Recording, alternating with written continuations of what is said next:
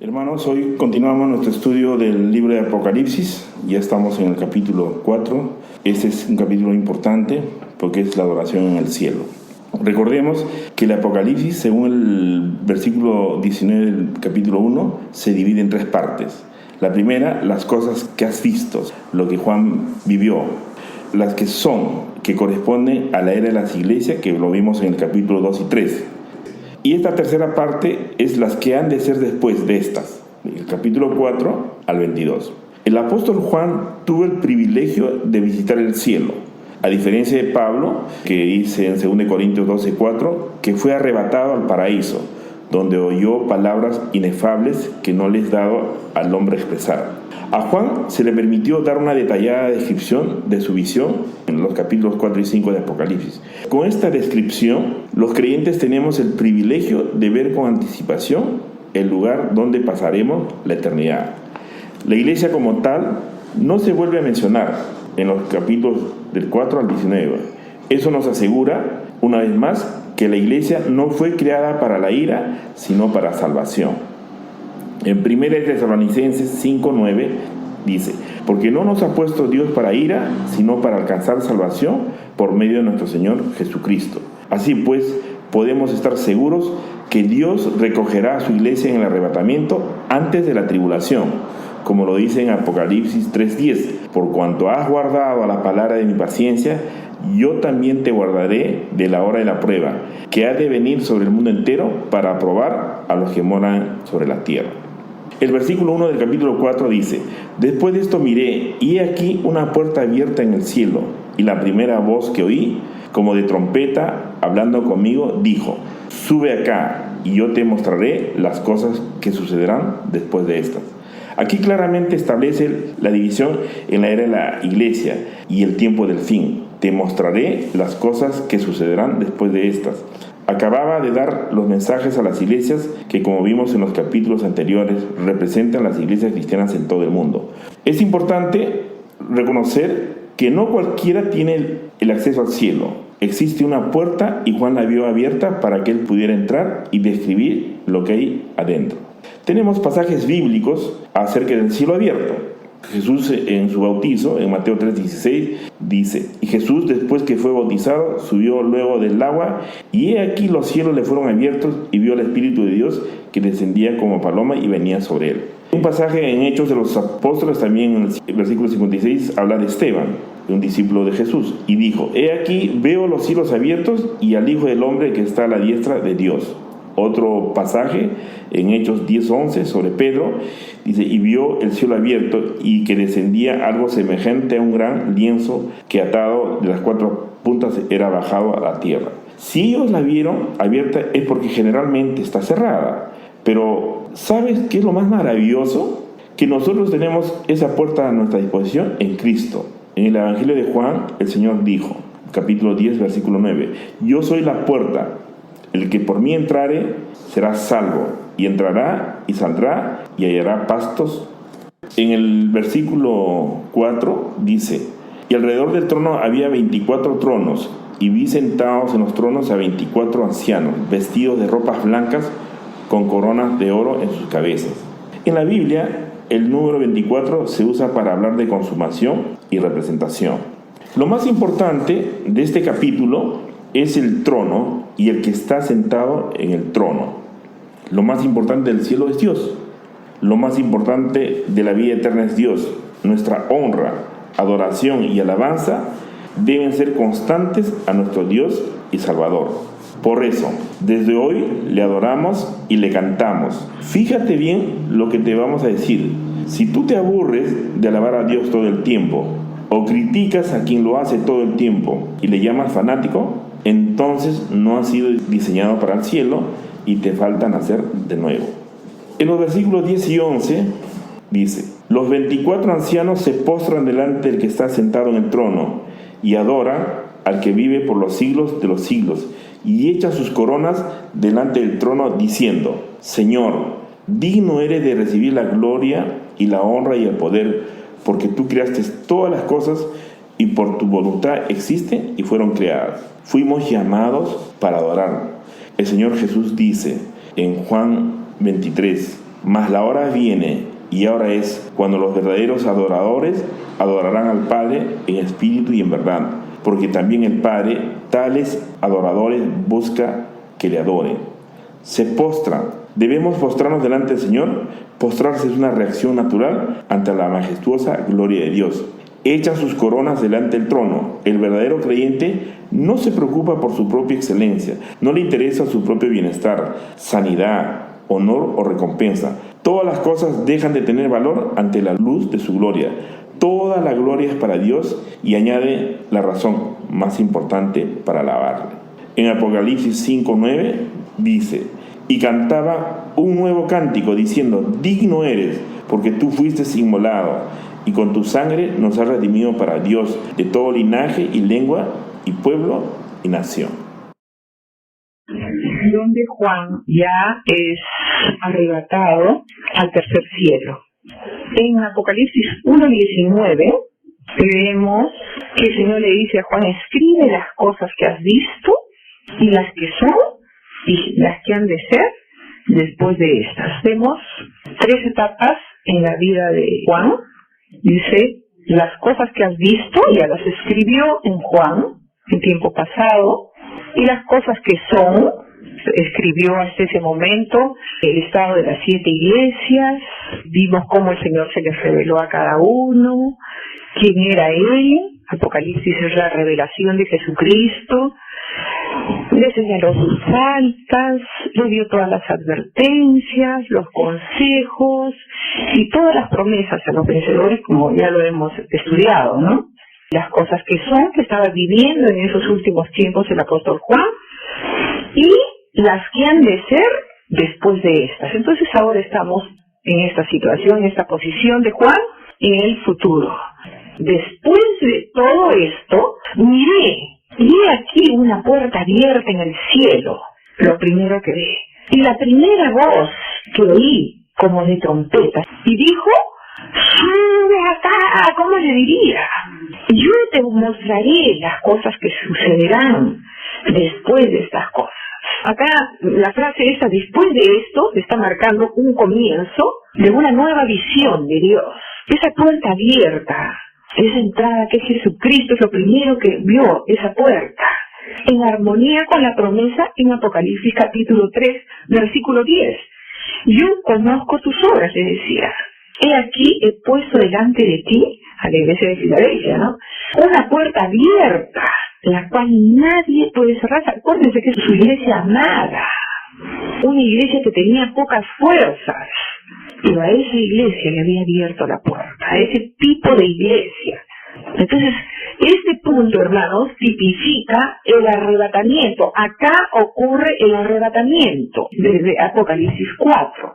Esa promesa se le dio solamente a Filadelfia, solamente a la iglesia que es fiel a él, y hace que su iglesia entre directamente al cielo, sin escala, al trono de Dios, donde está Cristo, donde Él entró desde que Él murió en la cruz. Dice que el velo, ¿qué?, fue roto, y desde ahí tenemos acceso directo al cielo, a la misma presencia de Dios, y nunca más el velo funcionó ni el templo funcionó. Entonces vemos cómo todo eso se cumple. Ya el lugar santísimo, la misma el Shekinah, la misma presencia de Dios, ya está en el cielo. Y hermanos, todo esto es espiritual, ya no es terrenal. Y Juan representa a la iglesia fiel, que va a ser arrebatada y llevada directamente. Y desde ahí Él nos cuenta para que nosotros sepamos todo lo que va a ocurrir, todo el futuro que va a venir. El Señor, como hemos compartido, no quiere mantener misterios que antes fueron ocultos, pero que ahora Dios las va revelando a sus hijos, especialmente en estos tiempos donde ya estamos ahí, a la puerta de la venida del Señor, del arrebatamiento por su iglesia, ¿no?, de la primera venida. Juan fue un discípulo fiel, que estuvo cerca al corazón de Dios. Dice que escuchó la primera voz que oí como de trompeta. Las trompetas eran usadas, hermanos, para juicio. ¿Se acuerdan que Primera Tesalonicenses capítulo 4 del versículo 16 en adelante habla el Señor sobre el arrebatamiento? ¿Cómo será con sonido de trompeta y con voz de mando? Llamará a su iglesia. Si estamos durmiendo, vamos a escuchar la voz de Dios que dice, ¡Mary! ¡Mary! Cada uno ponga su nombre. Y nadie va a escuchar, sino solamente la iglesia fiel. Cuando se den cuenta, la Marycita no está. Qué triste para muchos, pero la gloria para nosotros. Eran usadas para juicio, para convocar asambleas. Acá está preparando el camino para juicio en el arrebatamiento. Ilustrado a través de todos los siglos, cada vez que va a venir la ira de Dios, el juicio de Dios, el Señor saca a su pueblo, a sus escogidos, a sus vidas fieles. Lo primero que dice es Pablo, que fue en el Espíritu. Tiene que haber ese cambio desde ya, aquí en la tierra, para poder estar preparados para ir al cielo. Cuando lo mortal, dice Pablo, se vista de inmortalidad. Y eso es una preparación desde ya. El tema central de este capítulo es el trono del Señor. En el capítulo 4 se menciona 11 veces y se centra en el glorioso trono que ya está establecido en el cielo. Vamos a leer 4.2, y al instante yo estaba en el Espíritu, es lo primero. Es el Espíritu que capta todo lo espiritual. Nuevamente, y les repito. Y aquí un trono establecido en el cielo, y en el trono uno sentado. Lo primero que ve es el trono ya establecido, que simboliza el gobierno, el juicio y la autoridad de Dios.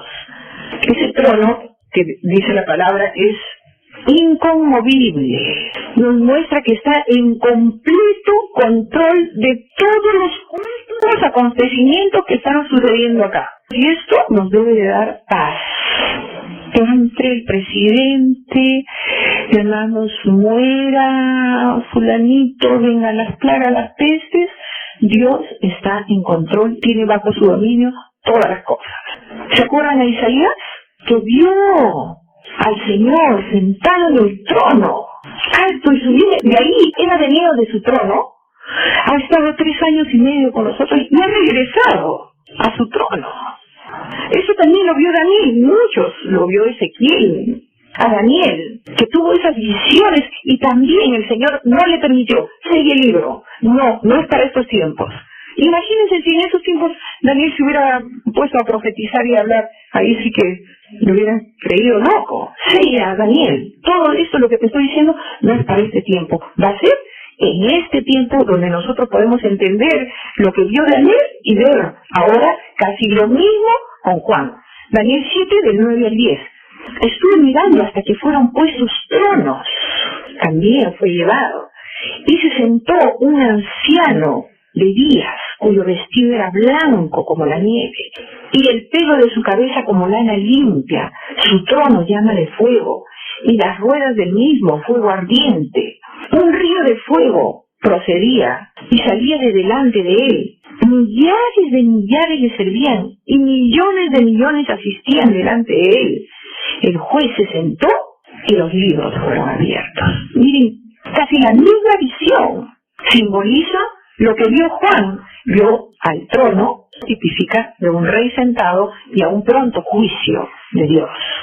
Apocalipsis capítulo 4, versículo 3, sigue viendo, sigue detallándonos.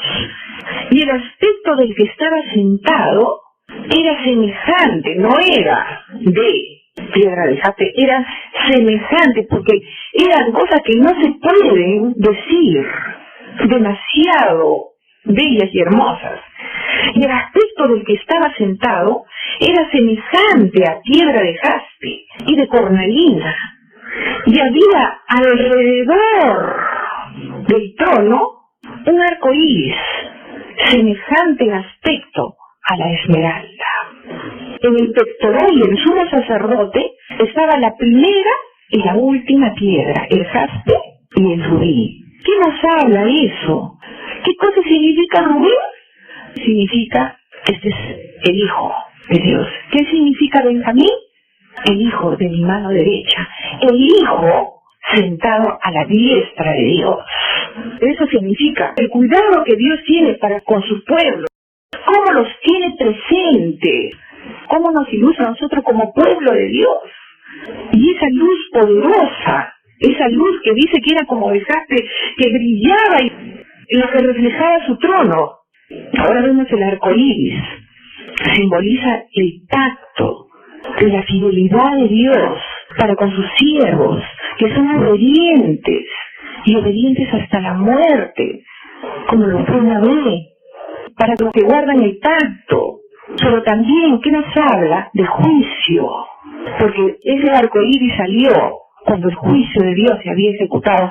Eso fue después del juicio, pero ahora el Señor recuerda su pacto antes del juicio. Y había alrededor del trono un arco iris. Nosotros vemos el arco iris en una sola parte, pero Dios dice que ese arco rodea a toditito sus hijos, a su pueblo. Acuérdense que Él está sentado en su trono y nosotros somos el estrado de sus pies. Y el arco iris rodeaba todo alrededor de toda la iglesia, de cielo su trono, en la tierra el estrado de sus pies. Y todo el arco iris rodeaba del cielo y bajaba a la tierra. Y así lo vio Juan. En el versículo 7, para entrar ya de lleno a los seres vivientes, el primer ser viviente era semejante a un león, el segundo era semejante a un becerro, el tercero tenía rostro como de hombre y el cuarto era semejante a un águila volando. Vamos a estudiar esos 4 seres vivientes que vemos ahí y que estaban, dice, alrededor, en continuo movimiento. Vemos por las porciones que leemos. Isaías pudo ver a estos 4 seres vivientes que los llamó querubines, y también en Ezequiel habla mucho de los querubines. Ezequiel capítulo 10, versículo 15. Tenía la visión de cómo había visto la presencia de Dios. Se levantaron los querubines. Este es el ser viviente que vi en el río Quebar. Ya Ezequiel sabía quiénes eran los querubines y quiénes eran los seres vivientes. Miren cómo el Señor se da a conocer.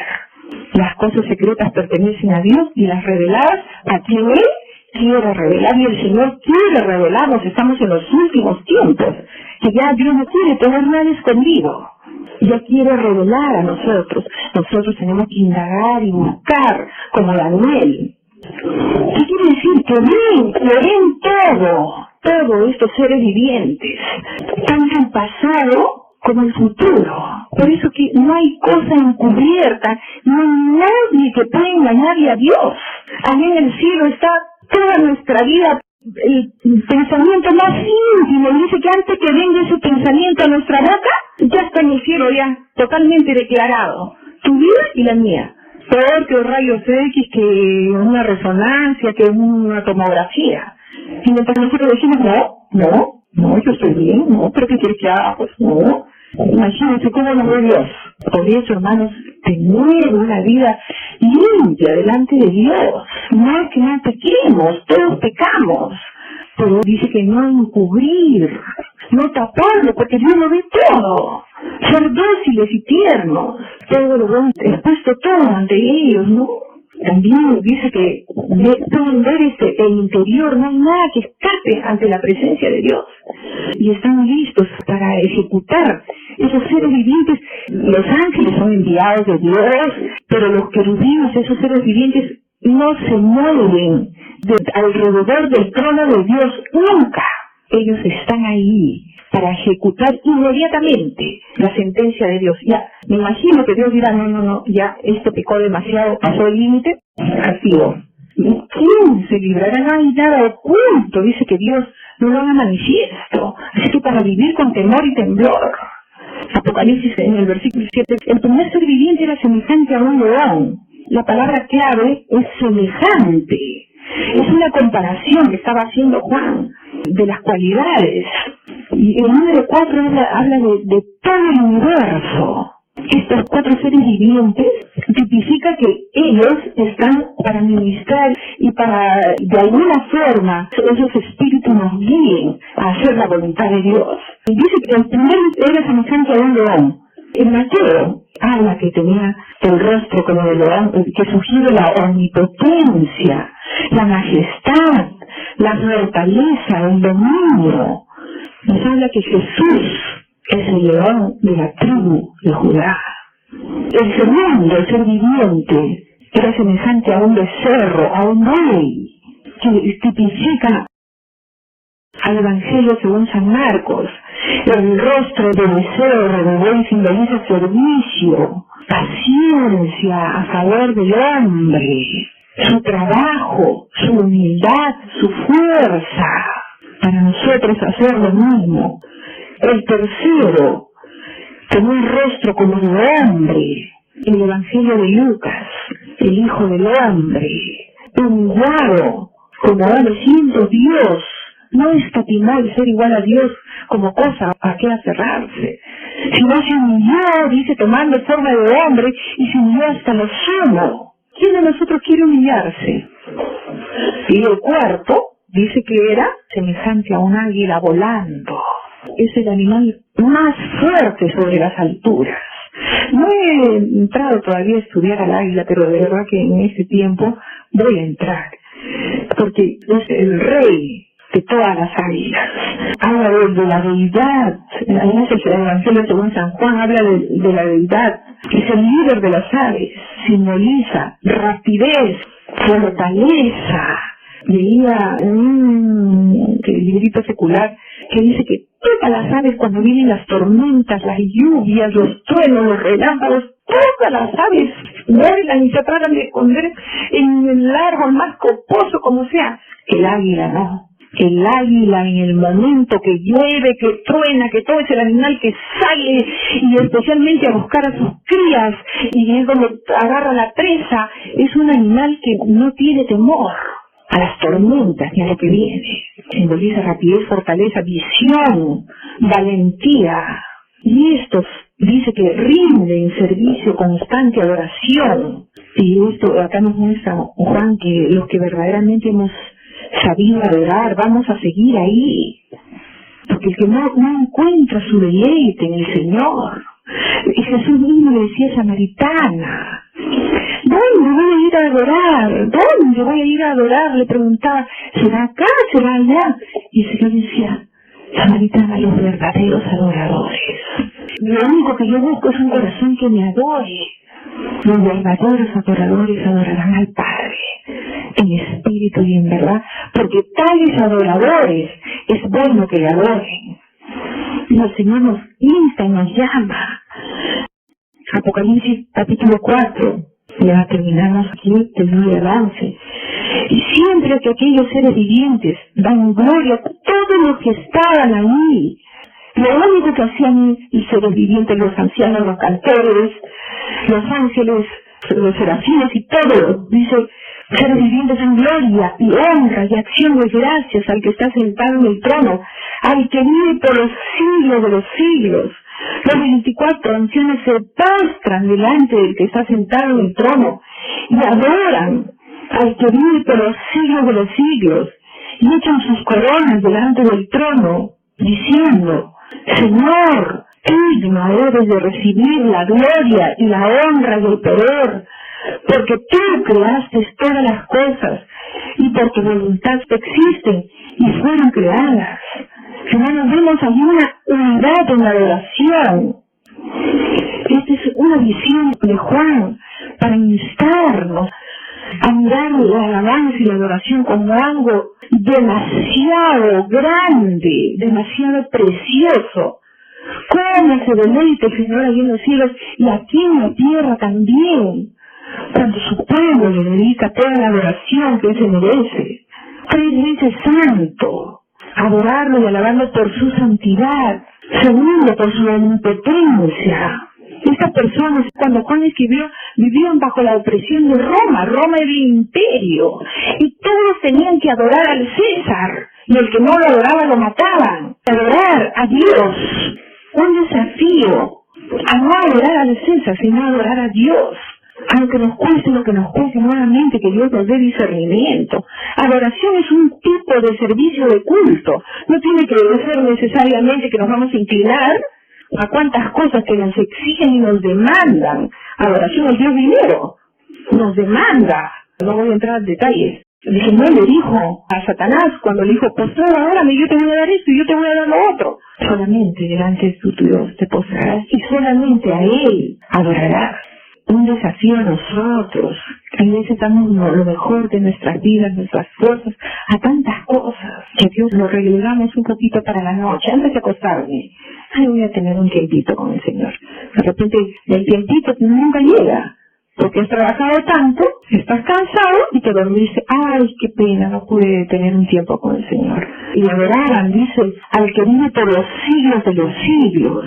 Adorar por su eternidad. Y así dice que los reyes antiguamente, en la época de Juan, ellos cuando eran tomados por alguna persona que había ganado, por algún vencedor, ellos echaban sus coronas en señal de rendición al nuevo rey, al nuevo amo. Y así ellos echaban sus coronas, estos ancianos, todas las coronas que Dios les había dado, los ancianos decían, no es por nosotros, todo eso proviene, la honra, la gloria, el poder, todo proviene de ti, nada merecemos. Y dice que estos ancianos echaban sus coronas ante Dios en una señal de sumisión.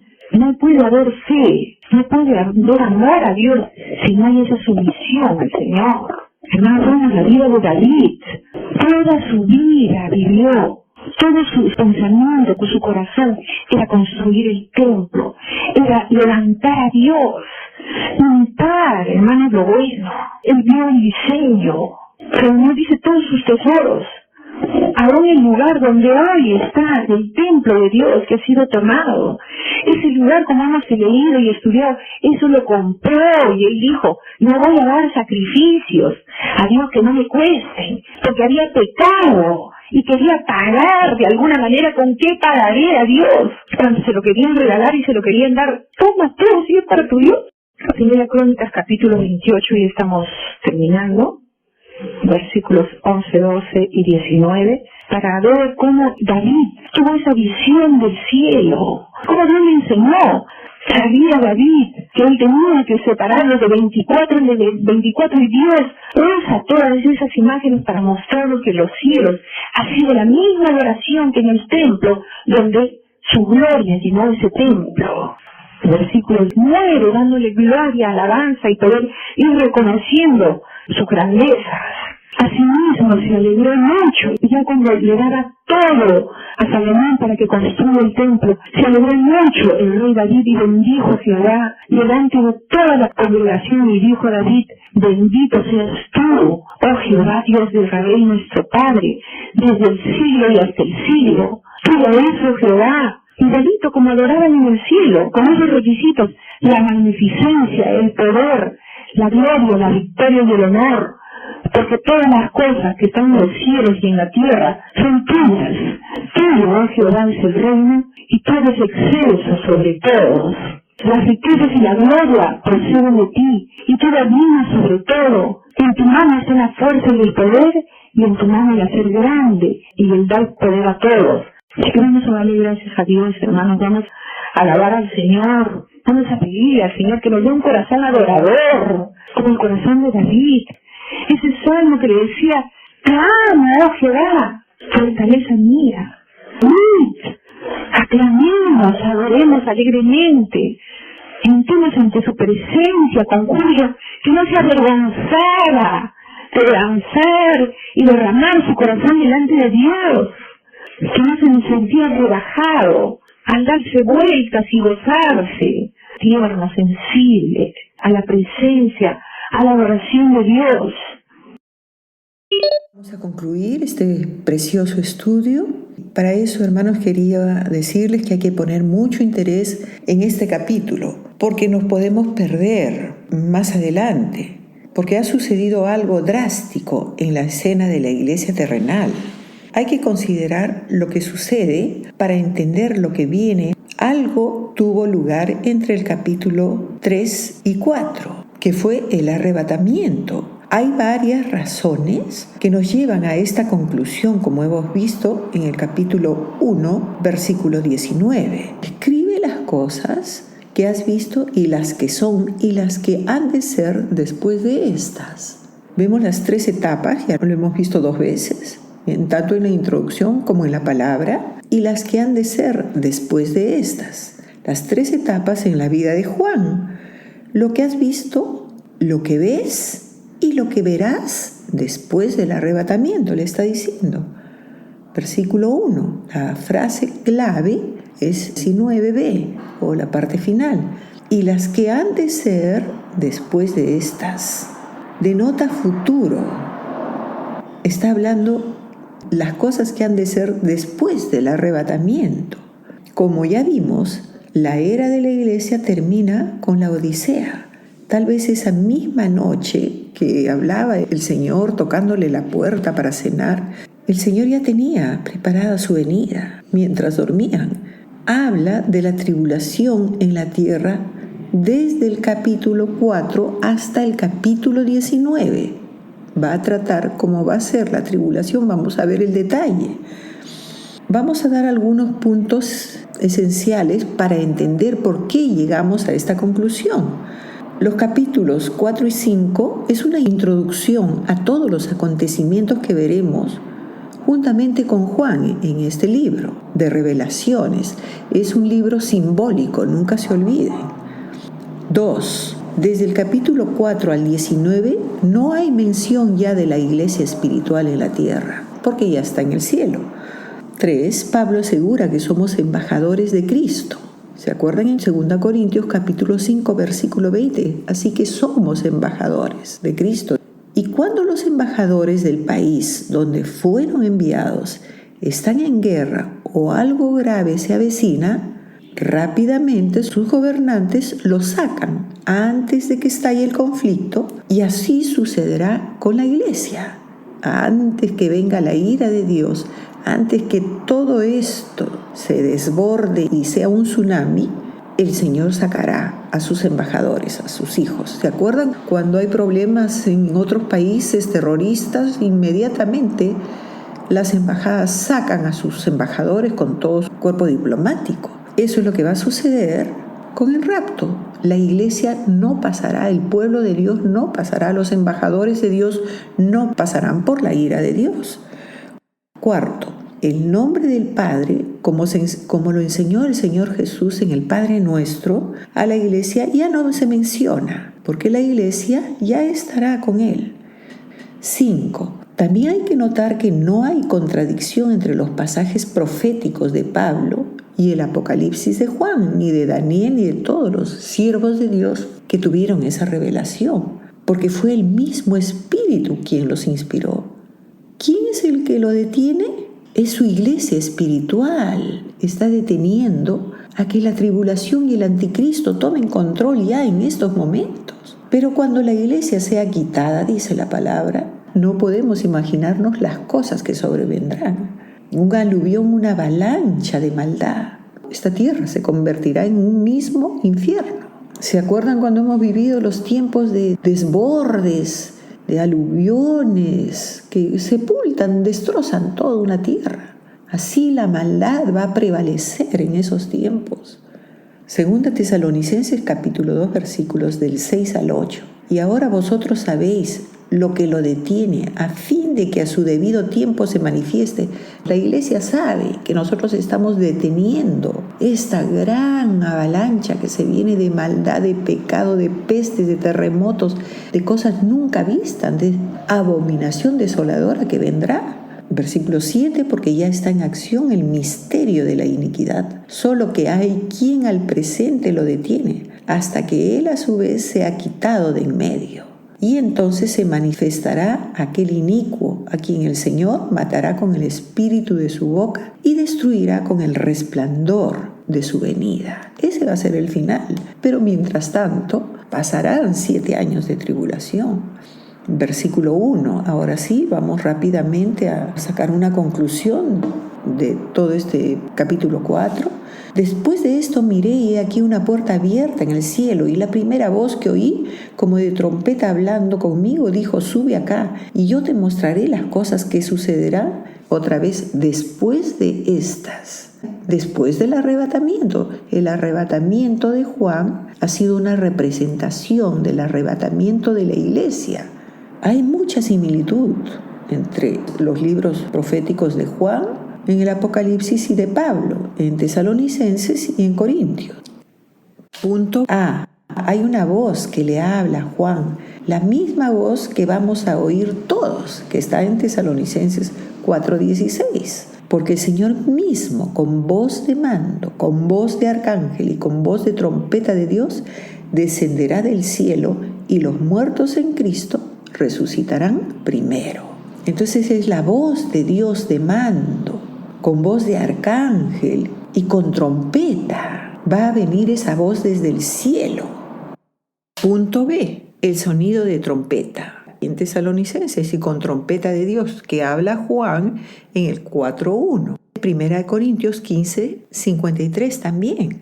Y a la final trompeta, porque se tocará la trompeta y los muertos serán resucitados incorruptibles. Y nosotros seremos transformados. 52.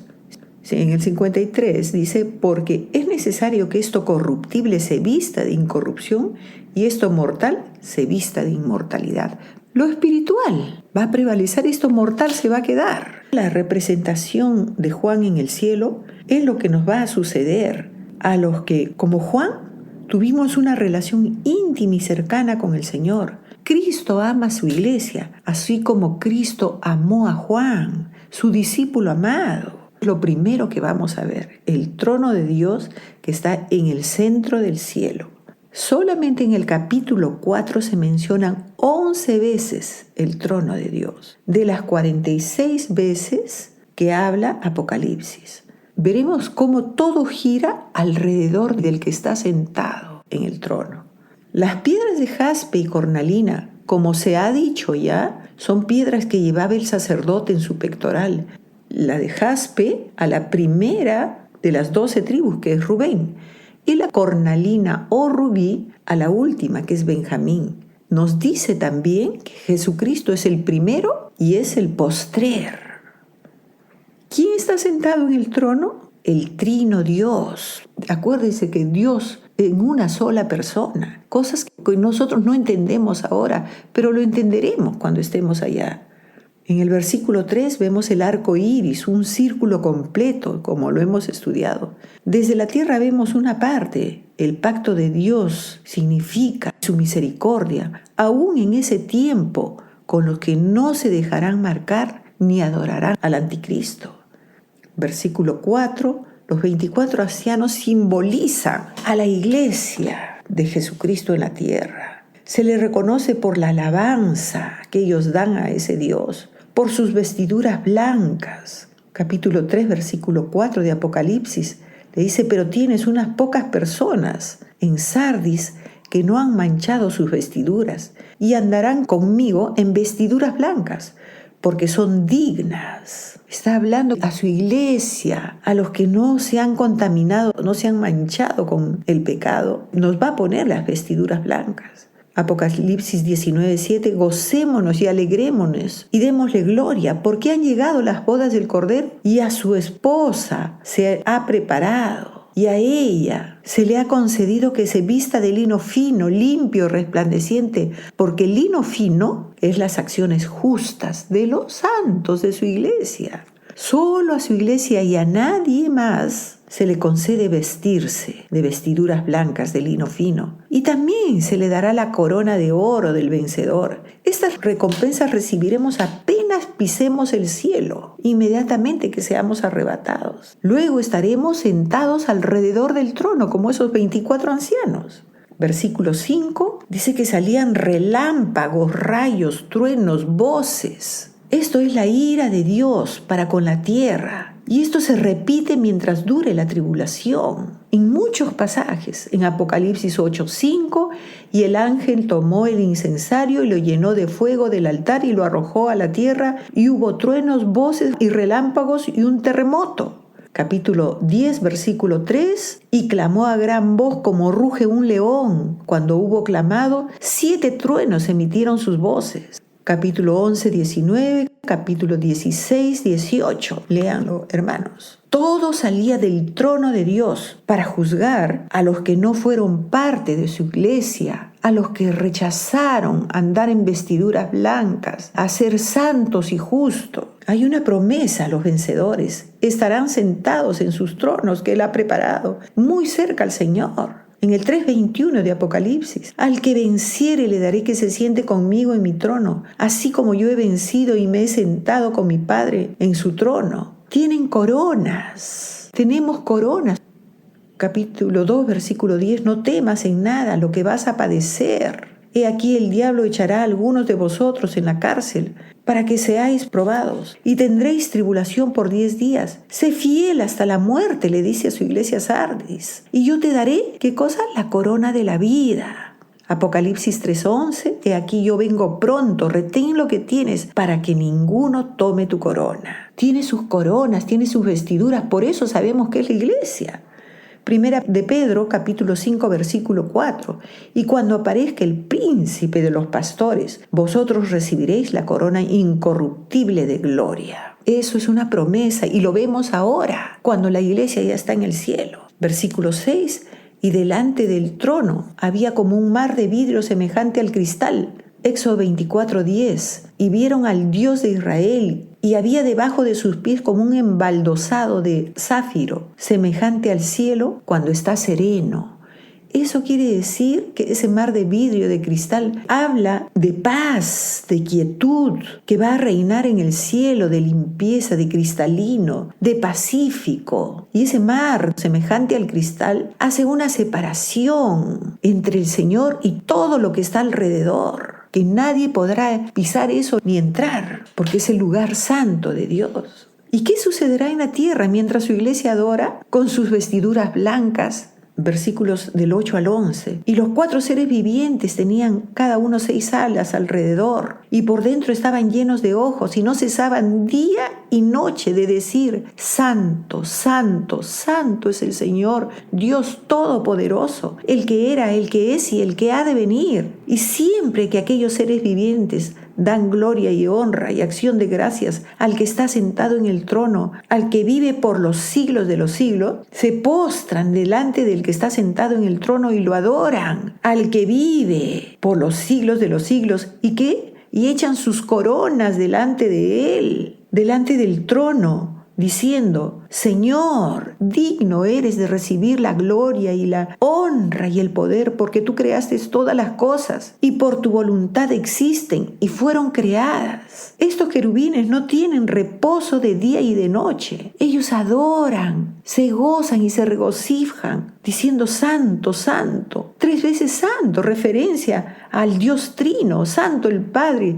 Santo el Hijo y Santo el Espíritu. Y mientras tanto, ¿qué sucede acá en la tierra? Mientras nosotros, junto con los ángeles, los querubines y los serafines y toda la corte celestial y toda la sinfonía más preciosa que puede existir, mientras nosotros estamos felices y gozosos, ¿qué sucede en la tierra? Dice que no tienen reposo, no van a tener reposo, ni paz, ni tranquilidad. Los que adoren a la bestia. Apocalipsis 14:11. Y el humo de su tormento sube por los siglos de los siglos. No tienen reposo ni de día ni de noche los que adoran a la bestia y a su imagen, ni nadie que reciba la marca de su nombre. Los ancianos se postran y echan sus coronas, se unen en adoración diciendo: Señor, tú creaste todas las cosas y por tu voluntad existen y fueron creadas. Un reconocimiento de que Él mantiene y sustenta todo el universo, una relación de padre a hijo, cosa que ni los ángeles ni ningún ser viviente puede tener, solamente su iglesia, el que lo reconoce. Juan está deslumbrado y así nosotros estaremos deslumbrados al ver lo que está ocurriendo en el cielo, pero lo más importante es la adoración al que está sentado en el trono. Los ángeles, los 4 seres vivientes dan otro tipo de adoración, pero la iglesia representada en los ancianos da una adoración diferente, de intimidad con su Dios. Los ángeles no lo pueden hacer porque ellos no saben lo que es la redención. Solo nosotros, los lavados con su sangre, tendremos una alabanza directa. El corazón del hombre es adorador. Si no lo adoramos, vamos a adorar otras cosas y vamos a servir a otras cosas, como se ha dicho cuántas veces. Y como el Señor mismo le contestó al enemigo cuando lo quiso tentar: al Señor tu Dios adorarás y solamente delante de Él te postrarás. Saúl no quiso obedecer, ni servir, ni adorar a Dios, se rebeló. Pero el corazón del hombre necesita adorar a alguien. ¿Y saben cómo terminó Saúl? Saúl terminó buscando a la bruja para llenar su corazón, para que ella lo guíe, para que ella le hable, lo sosiegue. Esta visión que hoy día vemos, esta revelación que nos da Juan, es para adorarlo desde ya, así como sus santos siervos, así como hemos visto, como David tenía un corazón adorador. Te amo, oh Jehová, fortaleza mía. Como Juan amaba, se recostaba en su pecho, prepararnos para lo que viene. Pero si desde ya no sabemos adorar, los verdaderos adoradores adorarán al Padre en espíritu y en verdad, porque tales adoradores es bueno que tú y yo lo adoremos, reconozcamos. Si no vamos a dar lo mejor de nuestras vidas, el resto de vida que nos quede en esta tierra, que yo pienso que van a ser muy poco tiempo, ¿a quién vamos a servir? ¿A quién adoraremos? ¿Se acuerdan de la mujer que rompió su frasco de alabastro? Así como esos ancianos echaban sus coronas a los pies de Dios. ¿Qué cosa podemos darle al Señor? Todo lo que le demos va a ser poco. Se adora con esa adoración en espíritu y en verdad. Y Él está buscando eso. Cuando le dijo al fariseo: ¿quién amará más? Y eso está buscando el Señor con su termómetro. ¿Quién me ama más? ¿Quién me adora más? ¿Quién me busca? Señor, enséñanos a amarte, a adorarte, como tú mereces. Hasta las aves de los cielos te alaban y te bendicen. Vamos a entonar este canto y vamos a adorar en este momento y decirle: Señor, yo quiero ser un adorador, no de labios, sino con todo mi corazón, con todas mis fuerzas, como tú quieres. Amarás al Señor tu Dios con todas tus fuerzas, con toda tu alma, con toda tu mente, con todo tu corazón. Que podamos rendirle en este momento esa adoración que Él está esperando. Adoremos al Cordero Santo. Perdónanos, Señor, por no darte la gloria, la honra, el poder, la magnificencia que dice tu Hijo que te amaba David, el dulce cantor de Israel. Permite que nosotros también derramemos nuestros corazones como esa mujer pecadora que no escatimó nada. Ayuda a tu iglesia, a tu pueblo en estos últimos momentos, Señor.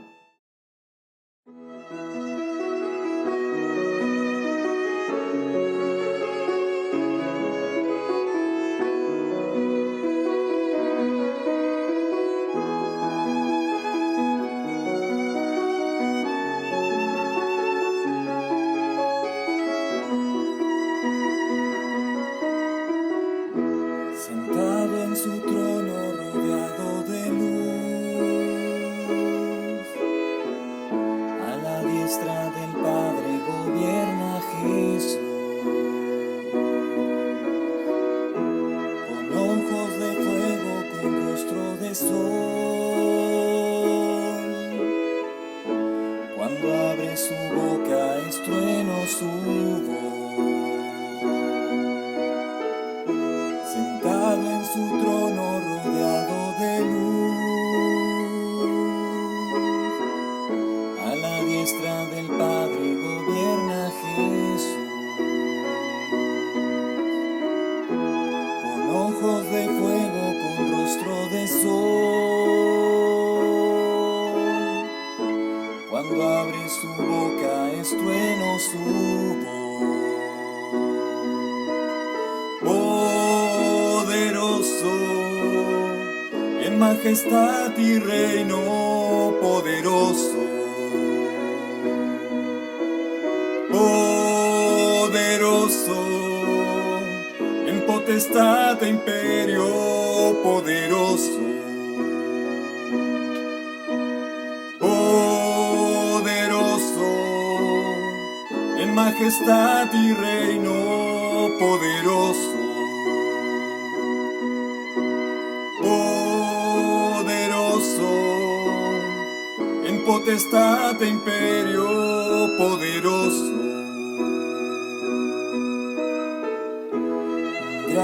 arco iris corona su ser. Él es el cordero que pudo vencer.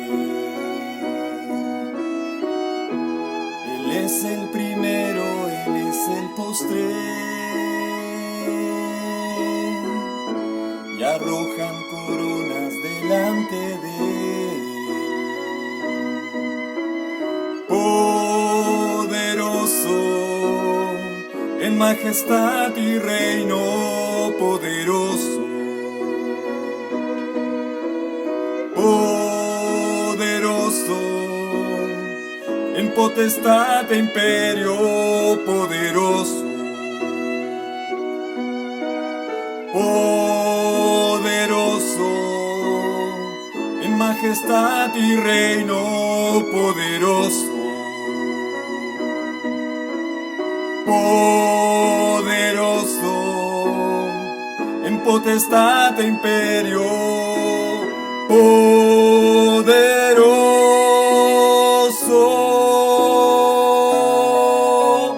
Poderoso.